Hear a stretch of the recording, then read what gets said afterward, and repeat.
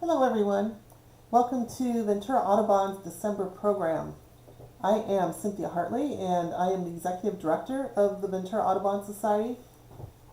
Tonight we are really excited to have a super interesting topic on the Florida scrub jay.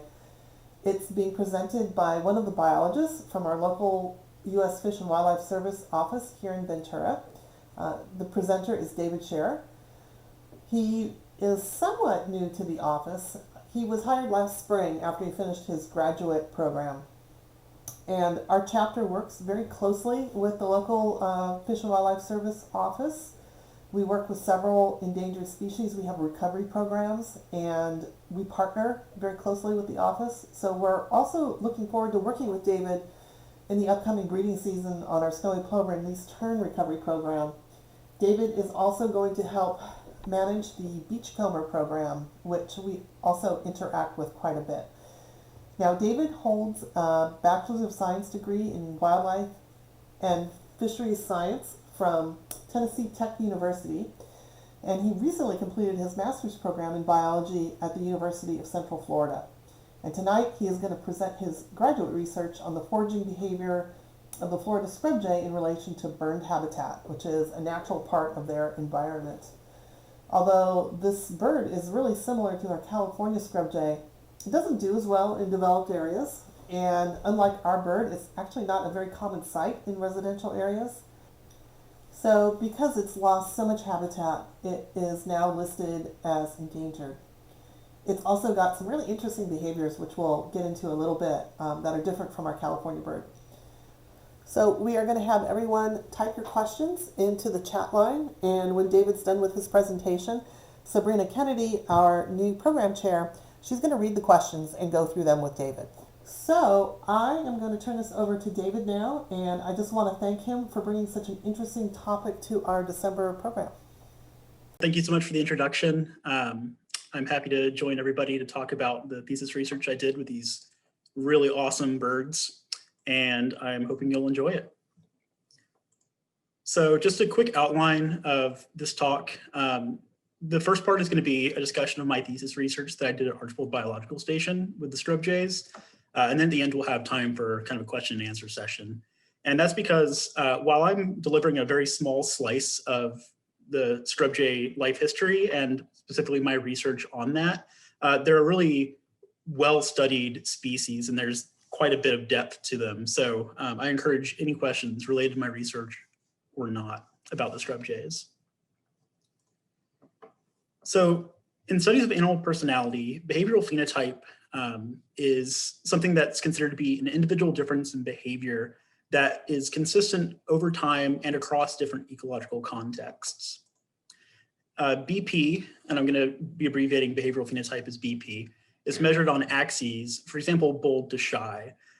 There are other axes of behavioral phenotypes, such as risk averse to risk prone. And these different axes taken together form a behavioral syndrome, or what we would think of as a personality.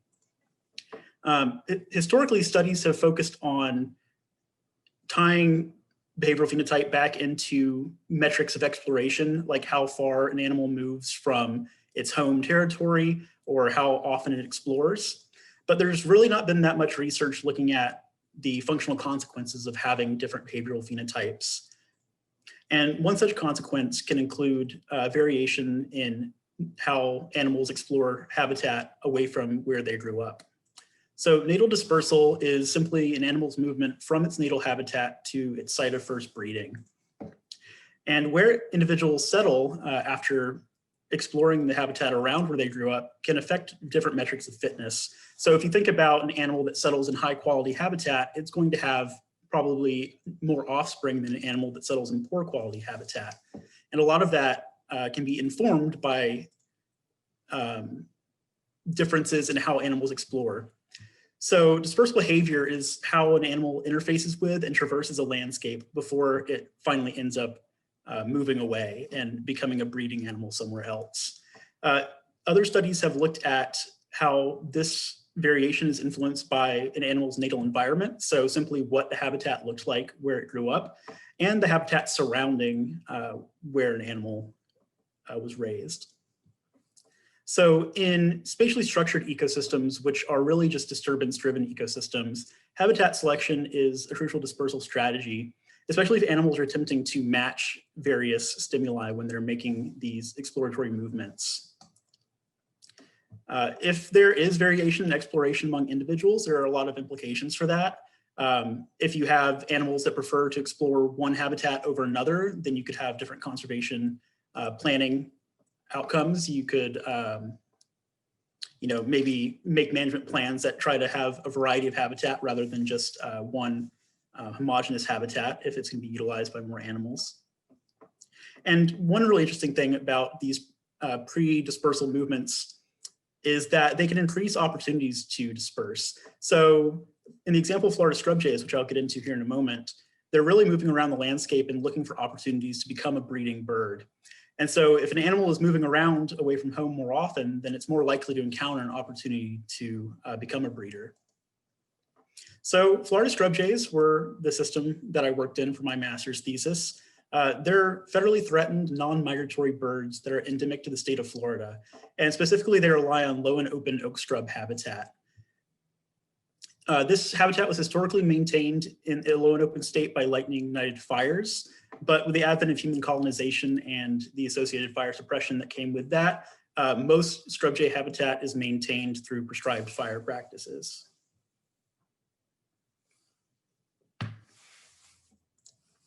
Scrub jays are very short distance dispersers.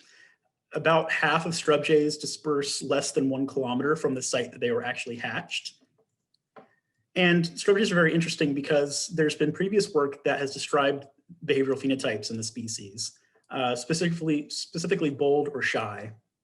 And this research looked at the differences between shy and bold birds and found that shy birds are less aggressive, but tend to have more behavioral flexibility in different circumstances than do bold birds. So bold birds, for their part, tend to be more aggressive than shy birds and also form very rigid behavioral routines from which they rarely deviate.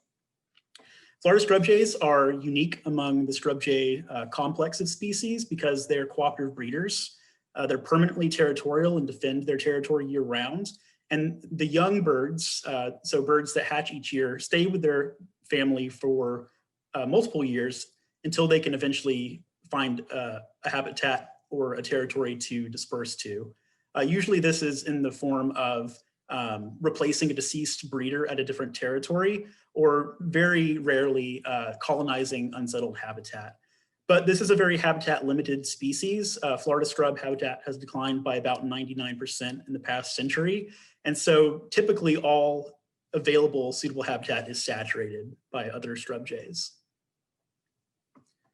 So this graph here on the y-axis shows the number of Florida scrub jay groups in a management unit at Archville Biological Station over time, which is on the x-axis. Florida scrub jays have the highest rate of reproduction in habitat that has been burned in the last 2 to 10 years, and they really don't persist past about 15 years post-fire because the habitat gets too overgrown. And the reason for this is that scrub jays have a system of coordinated vigilance, which, if you think about something like a meerkat, that's another example of this system. Scrub jays will, because they live in these family groups, will set a bird to be a sentinel, which will go to a very high perch while other birds are foraging. And that sentinel will look out for predators and alert the other jays if they detect something. Actually, it's really interesting. They have 2 different types of alarm calls. The sentinel will give one alarm call for terrestrial predators, and they have a separate alarm call for aerial predators. And the reaction of other jays to that alarm call varies depending on the type. Anyway, as habitat becomes more overgrown, that sentinel system breaks down. It's no longer coordinated because it becomes very dangerous to be the sentinel in overgrown habitat. If you think about it, if the habitat's low and open, and you're up on a perch, you're the first animal to see a potential predator. However, if the habitat is very overgrown, then the first time you see that hawk might be when it's 30 feet away from you, and it becomes very dangerous to be up in that position. So because of that, adult mortality is higher in overgrown habitats, as is nest predation. Depredation increases because overgrown habitat tends to be favored by mammalian and reptile predators of scrub jay nests. So if you look at this graph, and again, this is the number of groups in a unit over time, you can see that as time increases, the number of groups decreases until there is a prescribed fire on the landscape. Shortly thereafter, the number of scrub jay groups in the unit increases, it hits a peak, and then it gradually begins decreasing again until the next fire when the cycle repeats. So I mentioned that Florida scrub habitat in general is extremely rare. Well, this optimal habitat, which is in that 2 to 10 year post-fire window, accounts for less than half of an already very rare habitat type. So it is extremely limited on its own.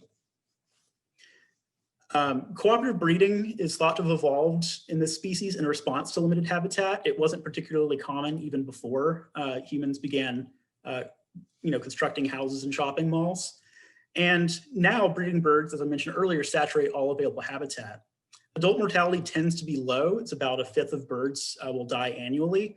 And they have a mean of 1 non-breeding bird or helper, which is again that cooperatively breeding, or not breeding, but that offspring who is helping raise subsequent generations of offspring on their territory. So you have a lot of birds, very few territories, or if there are a lot of territories, they're all fully occupied. And there's this very large pool of birds that are waiting to disperse.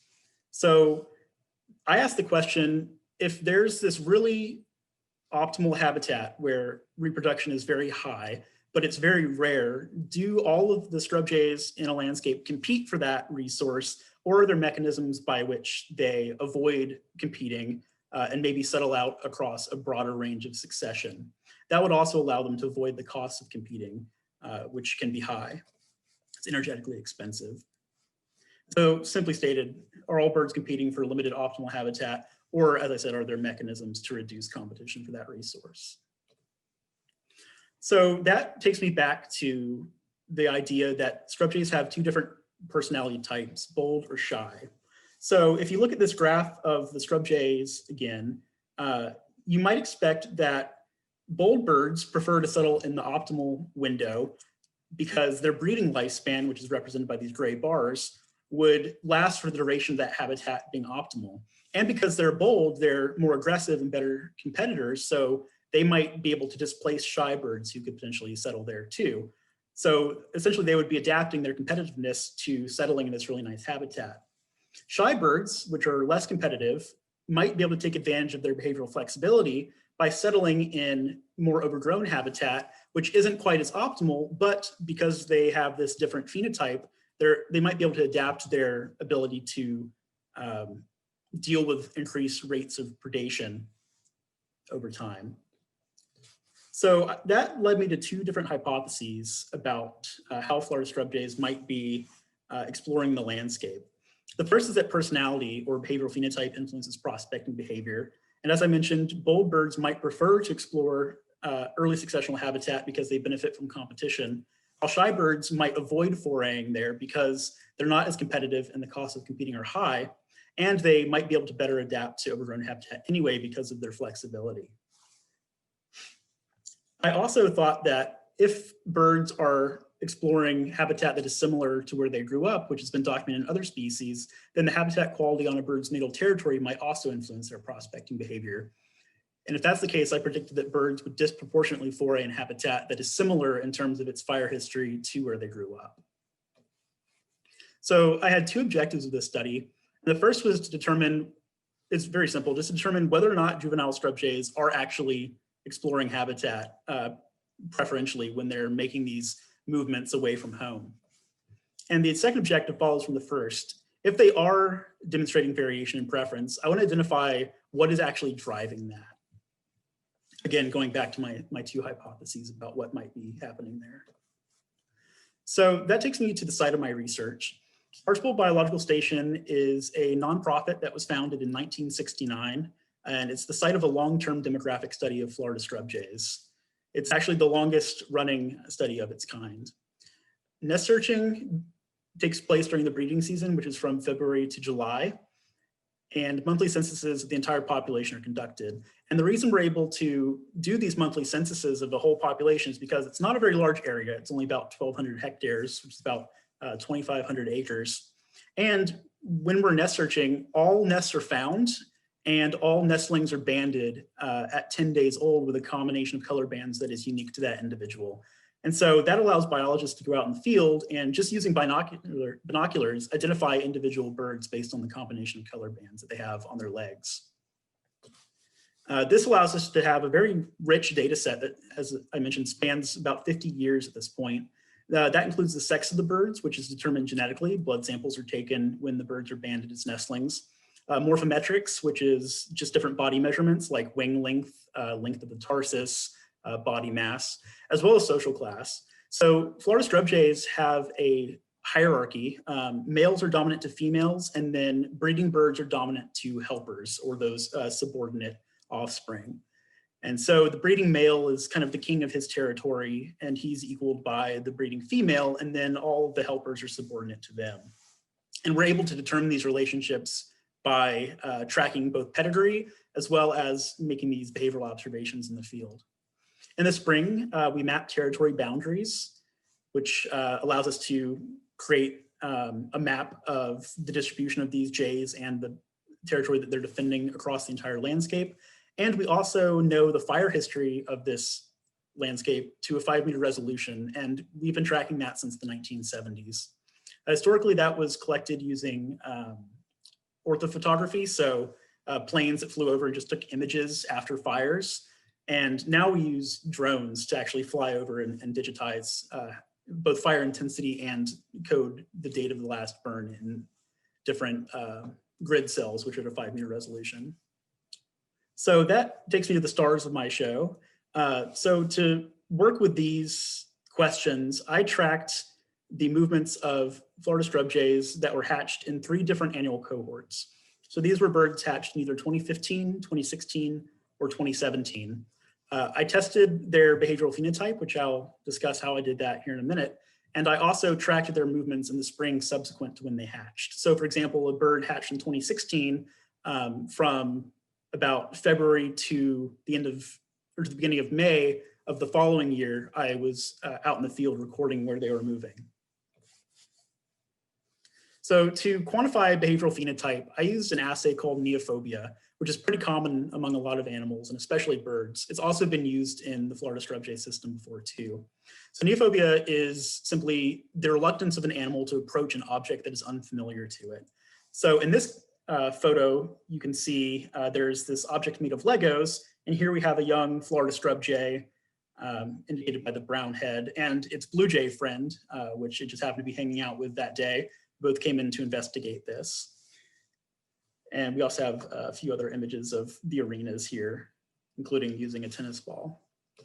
So the protocol is fairly straightforward. An observer represented by the binoculars would first visit the territory where we knew these jays should be. We confirm that the jays are actually home. And then once we've made that confirmation, we set up the test. So the arena, which is where the test takes place, consists of a novel object surrounded by a standard volume of peanuts, which the jays really enjoy eating.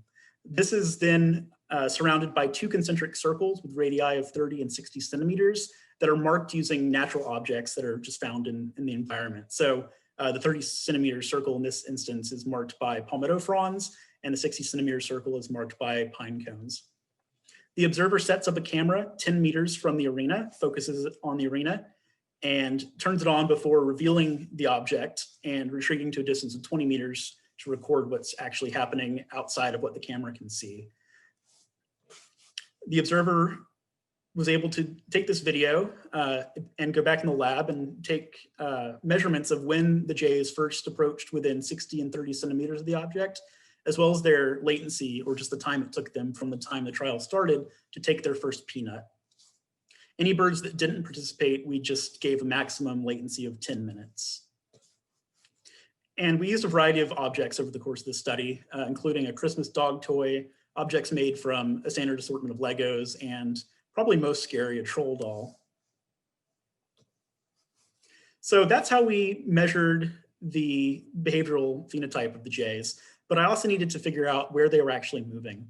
So to do this, I placed points, which are represented by the black dots on this map on the right, at the intersection of multiple territories. And the territories are represented by the yellow polygons, and each individual polygon has the name of the territory in there. I visited these points along a randomized route. So the points were numbered 1 through 50 or so. And each morning I would generate a random order of those and visit it. And the first year of my study, I did this once a week from February to May. And then for the second and third year of my study, I did it twice a week. At each point, the observer would record or would play a recording of a scrub jay territorial call using a portable speaker. And any jays that were in the vicinity, because these are territorial birds, would respond and come in and investigate. And that let the observer record who was actually showing up. And as you can see from these photos, some birds were a little bit more cooperative than others, and they were very easy to identify. By collecting this information, I was able to pair individuals with their natal territories. So in this map, the solid colored polygons are the territory an individual came from. And then the corresponding colored circle is where that individual was seen during the course of this study. And so for these example birds, you can see a handful of observations are near that bird's home territory, but most are actually away from it, which is what we're looking for. I buffered these observations by 50 meters to capture the habitat that was in the area. And that's important because at Archbold, all of the fire history is recorded in a 5x5 meter grid. And so each grid cell is coded with the date that it was last burned. And I was able to extract that information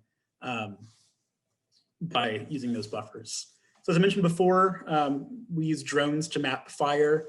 This is an image of a management unit following a prescribed fire. And here is the intensity of the fire digitized onto it.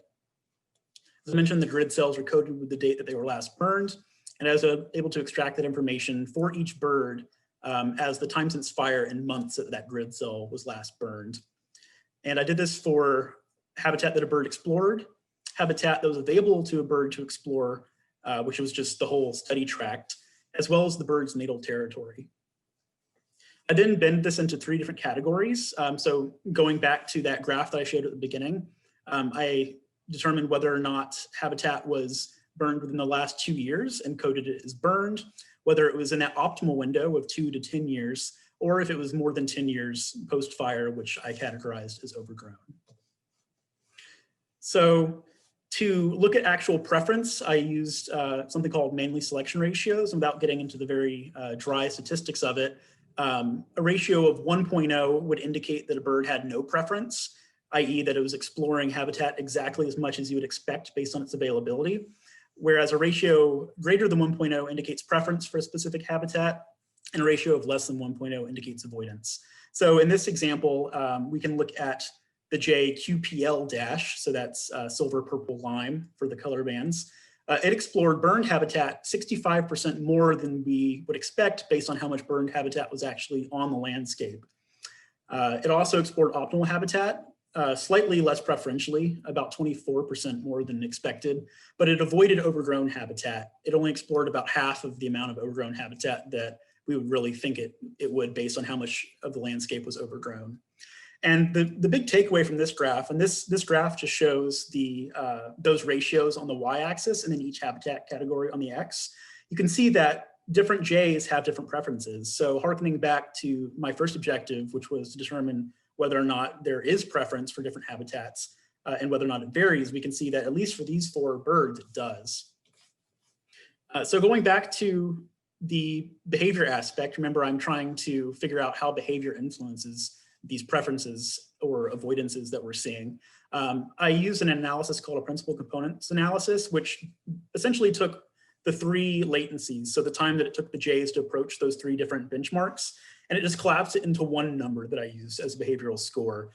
And so on this graph, you can see that birds that have a negative score are shy, and then birds that have a positive score are bold. And this just means that if a bird had a negative score, it was slower to approach the novel object during that test, whereas birds who we considered bolder approached it faster. I also accounted for the differences in the objects that we used because, as I mentioned, the troll doll was fairly scary, and they definitely recognized it had a face. And so we wanted to account for the fact that some objects might be a little bit more difficult to approach than others. And at the end of this, I came out with a score that represented, or that captured about 85 to 86% of the variation in the data. So it was pretty robust. And now we're getting into a few graphs. So again, similar to that one before, that ratio is on the y-axis, and then each habitat category is on the x. And just as a reminder, a ratio of 1.0 means that a bird or whatever I'm comparing does not have preference. And anything that falls below that number is avoidance, and anything that falls above 1.0 is preference. So here, this just shows the 3 different cohorts that I looked at by preference for each habitat category. And you can see that there's variation among cohorts, but that doesn't really tell the whole story. So if we instead look at this as each individual bird, which each of these points is a bird, you can see that even among the same cohort, there were birds that strongly preferred to explore habitat that other birds strongly avoided. So that kind of checks off the box for objective 1. There is variation in preference among these jays, and it varies by the individual. So to look at how personality influences that, I categorized birds as either bold or shy based on if they had a negative or a positive behavioral score. And I then compared them to one another. So what this graph shows is that both shy and bold birds preferred to explore optimal habitat and avoided overgrown habitat. There wasn't a significant difference between the 2 behavioral phenotypes and that exploration. However, shy birds strongly avoided burned habitat, whereas bold birds also tended to avoid it, but it wasn't significantly different from the null hypothesis that they're just exploring it exactly as much as you'd expect based on its availability. So at least for burned habitat, personality does seem to predict whether or not a jay will explore it. And these are just the means for that. So just to interpret these numbers for you, a shy bird on average only explored about 20% of the amount of burned habitat as we would expect, whereas a bold bird explored about 72% of the amount of habitat. I also wanted to look at how a bird's natal territory influenced their patterns of exploration. So this graph, it's busy, but all it's really saying is, here is on the y-axis is the time since fire of a bird's habitat that it explored, and on the x is the habitat that it came from. So you can see that it corresponds to a point. Basically, the more similar birds explored habitat that was more similar to their natal territory until it was very overgrown, at which point they began exploring slightly more recently burned habitat. I also looked at how the proportion of optimal and overgrown habitat within a bird's natal territory influenced their exploration. So it's essentially a 1-to-1 prediction.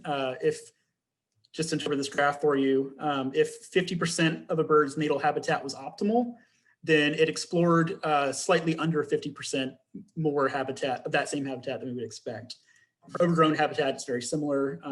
A bird that came from habitat that was 50% overgrown explored a little bit, or explored about the same amount of overgrown habitat when it was away from home. And so that brings me to the conclusions for my thesis research, and that's that Florida striped jays do indeed seem to have preference when they're making these exploratory movements, and it is predicted by the habitat that they grew up in. Personality also seems to explain some of their preference, at least for burned habitat. And that's an interesting point because habitat fidelity, so a bird's proclivity to explore habitat that is similar to it, may mask other drivers of preference. So there could be a lot more happening behind the scenes, but it's essentially being overridden by the fact that these birds really prefer habitats that was similar to what they knew as they were growing up. And one of the big take homes from this kind of work is that historically scientists have thought of birds or really any animal as just being a unit within its population, no different from any other individual. But what studies like this show us is that it's important to account for animals as individuals because they make individual decisions, especially in this case about how they're exploring habitat. So I'd like to see more studies where you're not looking at it at the resolution of a population, but you're accounting for the fact that a population is composed of individuals that may or may not be making different choices. And that takes me to my acknowledgments. So that's pretty much the end of my talk. My committee at University of Central Florida was Patrick Bolin, Reed Bowman, and Dave Jenkins. And I had a lot of help from the Bird Lab at Archville Biological Station, including 3 different cohorts of interns who helped me collect a lot of this data. None of my work would have been possible without them. And with that, I'm happy to take any questions.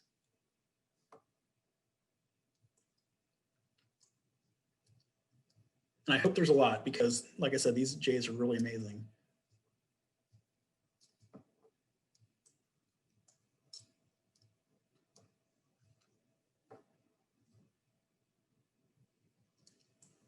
Let's see, Sabrina, how do we want to handle questions? Do you want me to just read them out of the chat, or do you want to read them to me? I'll make the decision. You have a preference? I can read them to you if you'd like. Sure, yeah, that'll give me a bit of time to just think about it, I think. So are the shy birds better able to adapt to the habitat changes more readily because of that behavior flexibility, or is there no relation to that? So I'm not sure about what the exact relationship is between the flexibility and the behavioral phenotype. The reason we know that shy birds are more flexible is because of studies that have been done looking at this. So basically, shy birds are more flexible, but we don't know if it's because they're shy. And the way this was found out was it's a trial called giving up density. So researchers would take a set density of food, usually peanuts or mealworms, and place it in a tray, and then put that tray out for the scrub jays to feed from. And they did this across different levels of habitat. So they did this in optimal habitat and overgrown habitat and habitat that was recently burned. And what they were expecting was that in more dangerous habitat, so when the habitat was more overgrown, birds would give up sooner. And there might be 70 mealworms left out of 100 in overgrown habitat versus 20 left out of 100 in habitat that's in that really low and easy to observe predators state. And what they found is that pretty much held true, but then breaking it out by a bird's personality, they saw that bold birds gave up at the same point regardless of what the habitat looked like, while shy birds gave up sooner if the habitat was overgrown. And so that's where we get this idea that the idea that jays are able to vary their behavior if they're of that shy phenotype, but we're not really sure if it's the personality driving it or if it's just 2 correlated traits.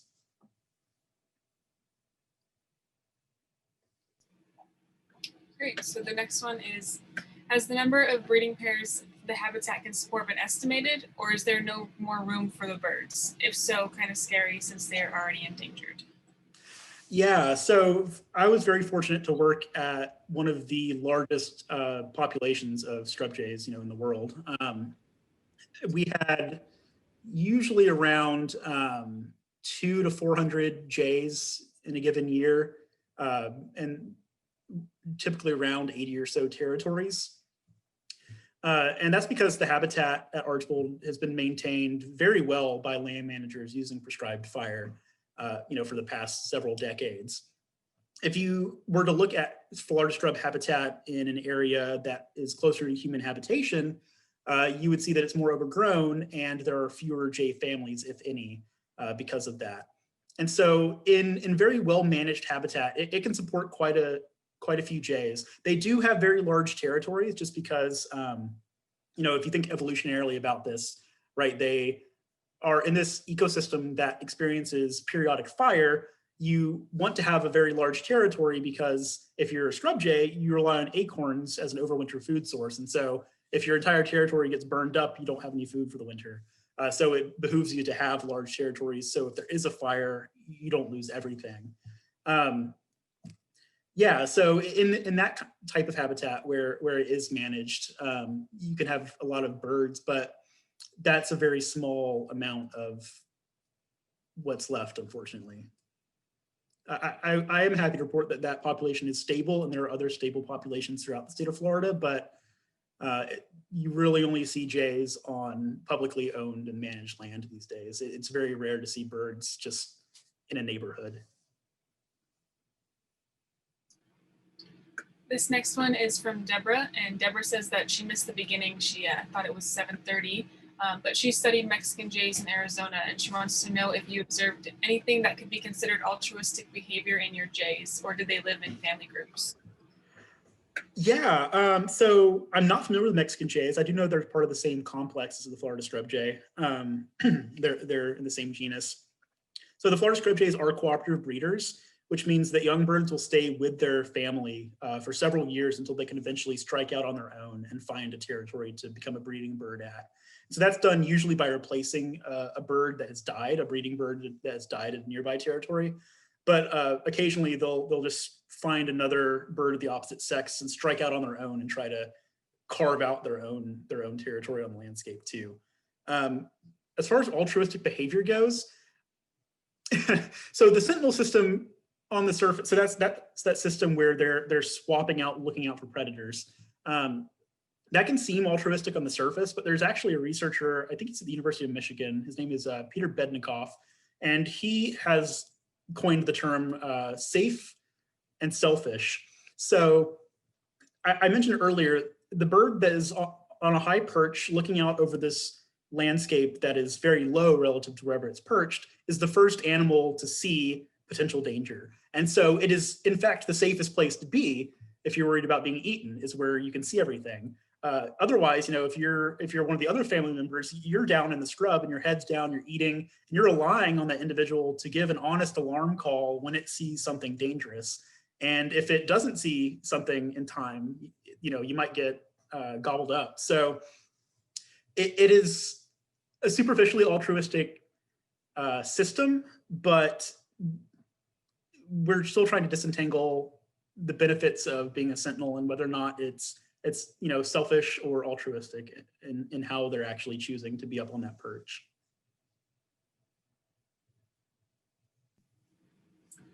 All right, so Jan wants to know about the final photo that you have displayed there. She wants to know the story behind it. Are those particularly bold birds, or are they just used to you? So it's a combination of the two. They are very bold birds. So this was our SHIC, SHIC territory, which is short for South Hickory. It was near a little hickory stand. So the bird that is on the handlebars of my ATV, that's actually the son of the bird that's on the front of the ATV. And so this was taken in, I believe, 2016.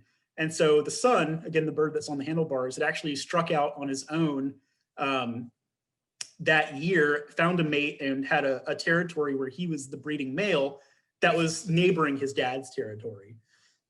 And something I didn't really touch on, but is absolutely fascinating, is that there are three paths to becoming a breeding bird. So you can replace a deceased bird in a different territory, which I said is the most common way. You can go and just try to carve your own territory out.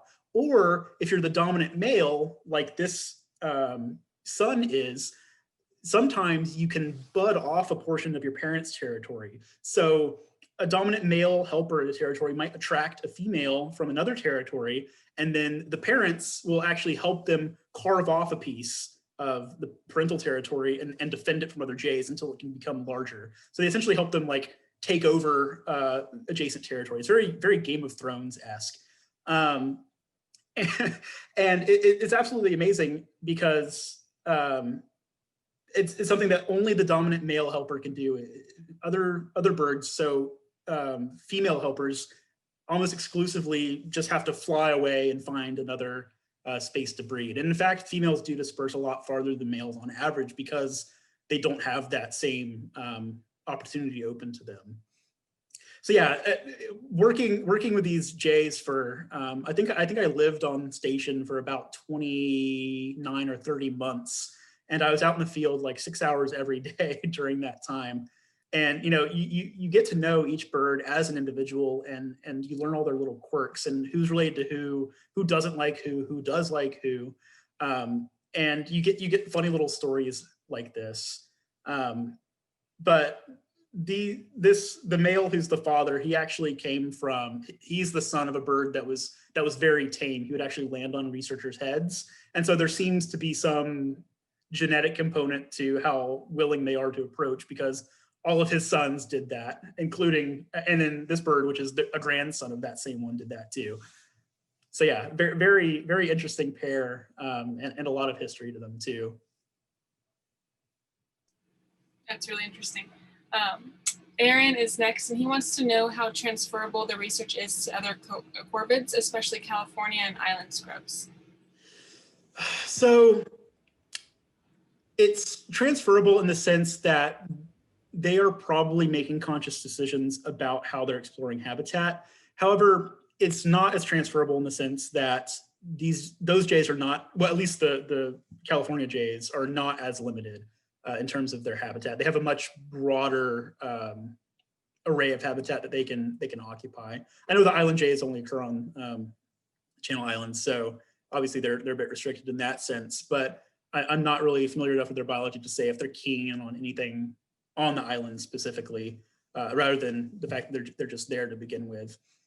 So not a lot of transferability to other, even to other scrub jay species, but like I said, one of the bigger points beyond just kind of learning more about this really interesting species is to try to nudge people when they're thinking of making or of doing research with animals to consider the fact that we need to fight the paradigm that they're all the same. we know, and research like this shows it, that they make different choices based on individual characteristics. So I would say that's probably the biggest transferable aspect to this.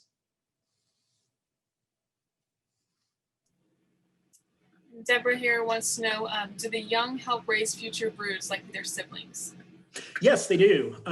So one part of being a helper, and the reason the term helper is coined for these birds that are delaying dispersal and staying with their family, is that they actually help raise the subsequent generations of their parents' offspring, so their siblings. And that includes defending the territory, participating in the sentinel system, as well as actually feeding and incubating nests and nestlings. I have had a picture at the beginning, but it was a slide with one adult jay sitting on top of another adult jay in a nest. And that is actually a son sitting on top of his mom, sitting on top of the eggs. So he was very protective of his unhatched siblings.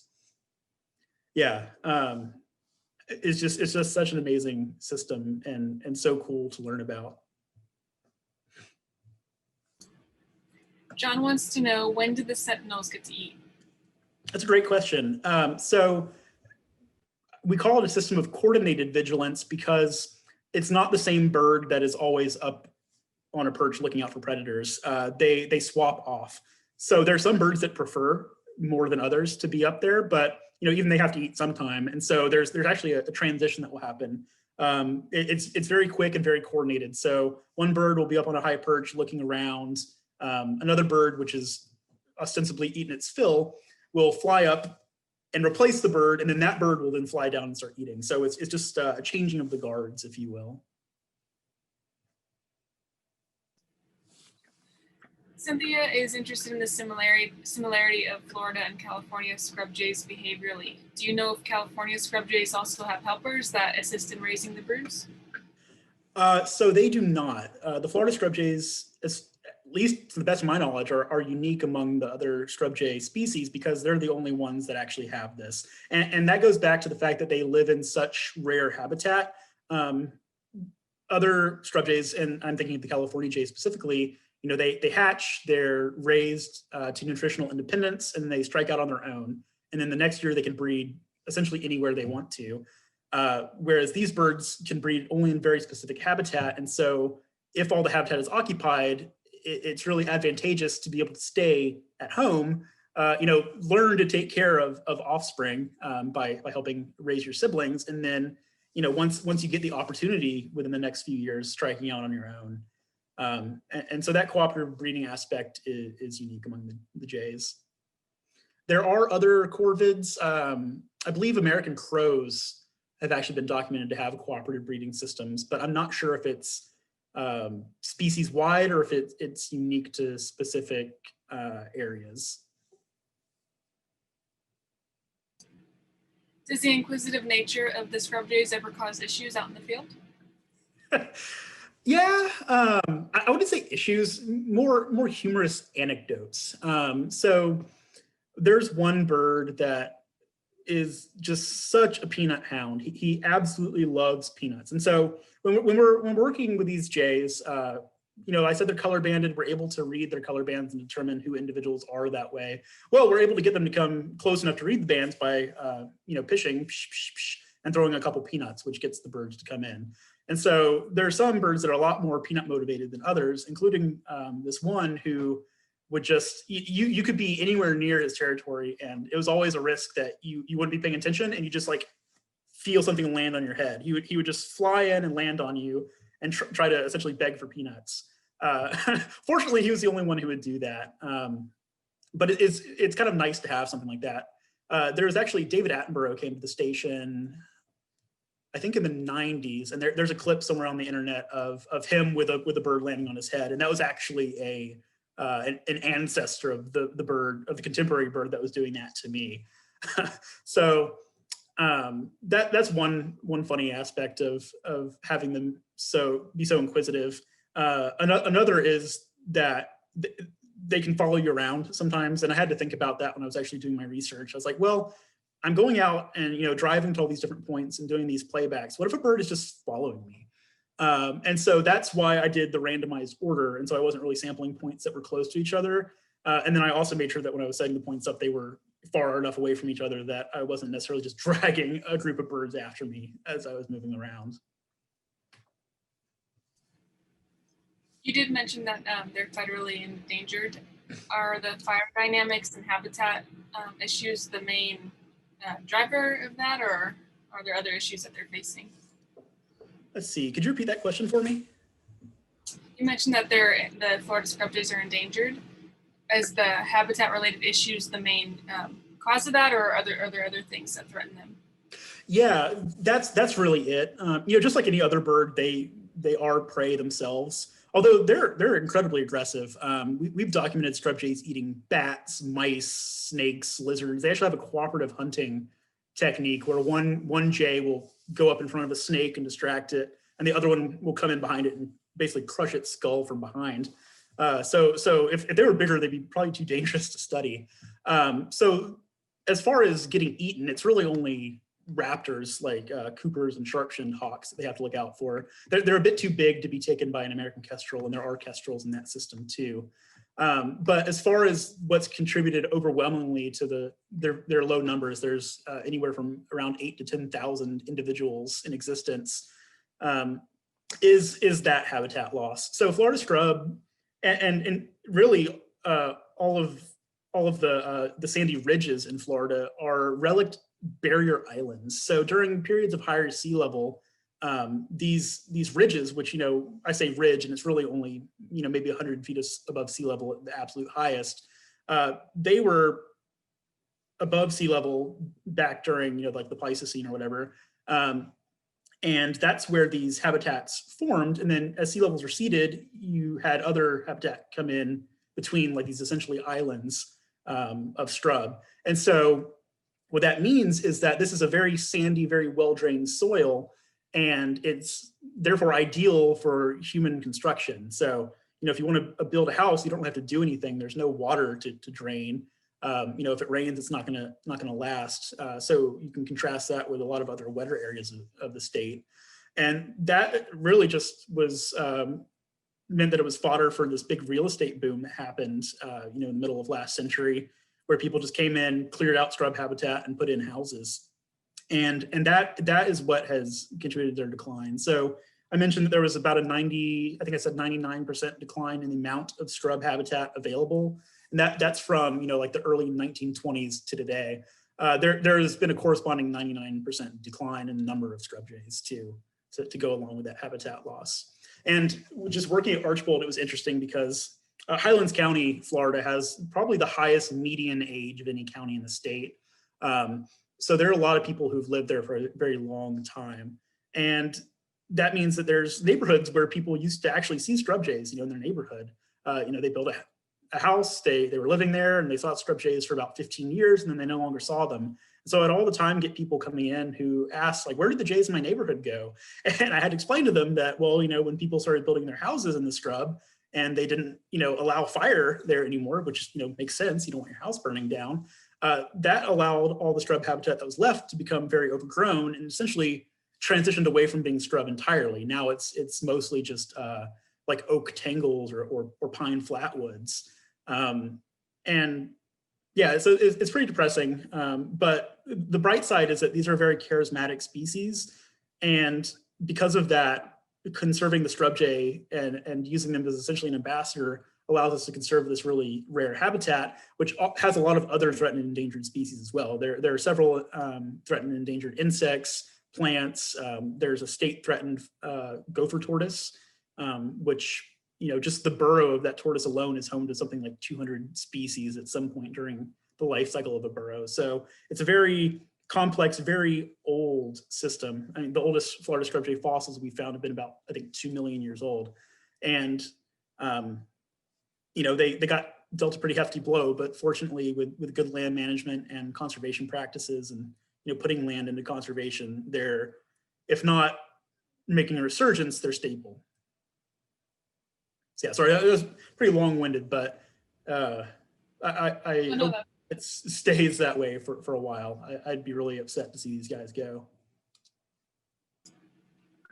Yeah, the next question is, with coastal development being so prevalent in South Florida, like Palm Beach and Broward, do you think populations will ever return to those areas since they were extirpated?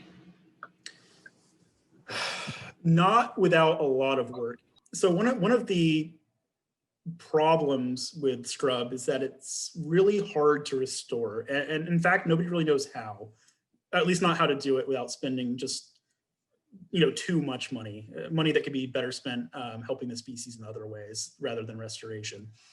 So I think there were around 30 or so Florida counties that scrub jays were historically distributed throughout. And it's down to like a dozen now, I believe. And those aren't exact numbers because it's been a while since I thought about that, but it's a ballpark figure. And yeah, people are not leaving Florida. In fact, over 1,000 people move to Florida per day. And so if anything, the habitat is getting more scarce and the pressure is getting, is ever increasing. So I don't really see scrub jays being reintroduced to areas that they were extirpated without, people essentially having to move out, unfortunately. How widespread was their habitat in Florida before development? It was fairly widespread. It was mostly peninsular Florida, so I don't believe there were any scrub jays recorded in like the Panhandle, for example, but they went up to at least about Duval County, which is the second from the northeasternmost county in the state. And there's still populations around Merritt Island, which is a national wildlife refuge, and that's over near Cape Canaveral. So if you ever watch like the SpaceX launches, a lot of those are launched from there. And they are south to not quite to Palm Beach. I can't remember the counties out in that area, but just like right around Okeechobee County is probably about the farthest south and east they're distributed. And then there are a few coastal populations around the Kennedy Space Center. Great, well, I think that's it for the questions. Yeah, thank you so much, David. It was really interesting, and these are really cool birds. Now I want to go to Florida, and want to. Yeah, get a lifer. Florida scrub jay is probably the best one. Is there any other questions for David before we wrap it up? Okay. Well, thank you so much, David. That was super awesome. And also, we'll have you come back and talk to us maybe next year about beachcombers, which is going to be your new job when you come to Ventura. Yeah, absolutely. I'd love to have some more volunteers once it's safe to do training again. Yeah, well, hopefully that's not too far off. Yeah. Okay, thank you everybody for attending. We did record this and we will post a link to this on our website. And we'll probably also, in our next newsletter, we'll make sure everybody has access to that or can see the link. Okay. Fantastic. Thank you everybody so much. All right. Well, we can't wait for you to actually come to Ventura. Likewise. Good night, everybody. All right.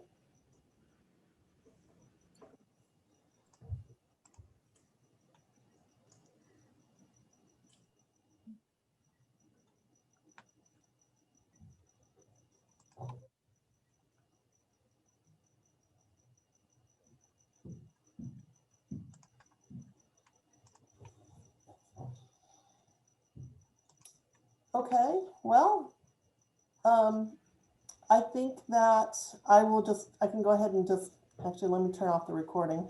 Yeah.